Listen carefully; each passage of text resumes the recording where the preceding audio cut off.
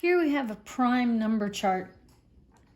And based on those divisibility rules that I just gave you, we can learn which numbers are prime.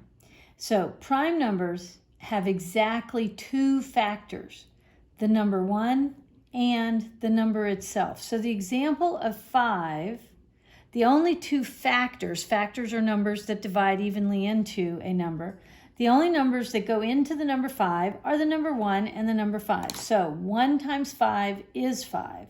That's the only way to create 5 when you're multiplying. So when we look up here, this is why the number 5 is colored pink, because it is one of the prime numbers. 2, same way. 1 times 2 is 2. Those are the only two numbers that would divide evenly into 2. Same thing for 3, same thing for 7. But when we get to the number 4, not only do we have the 1 times 4, but we also have the number 2 that would divide evenly into 4. So because we've got one other factor, that immediately makes this number go to a composite number, which is why I have the little green mark next to this word composite. They have more than two factors. So I gave the example of the number 12. Well, all numbers have the 1 times itself. That's a given. But then there are other factors, other numbers that would divide evenly into 12, or that these are what we call factor pairs. They multiply together to give you the number 12.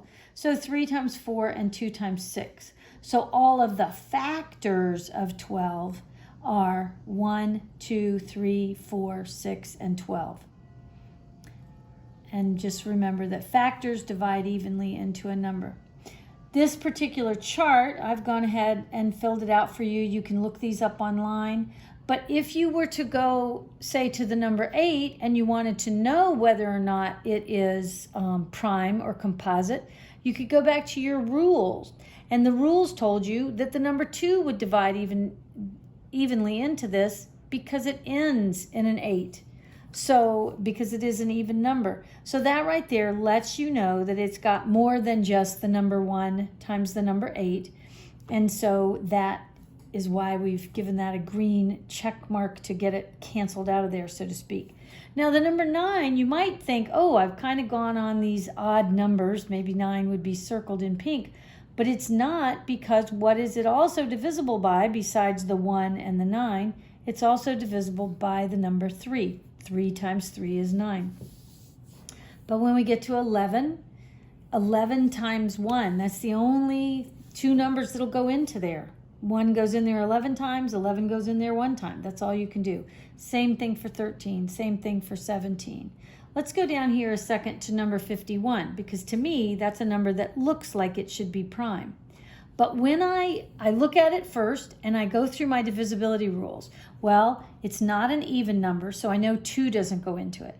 It doesn't end in 5 or 0, so I know 5 doesn't go into it. And because it doesn't end in a 0, 10 also does not go into it. So then I need to ask myself about the rules for 3 and 9. So I need to add the digits, because that's going to answer the rule for both of those.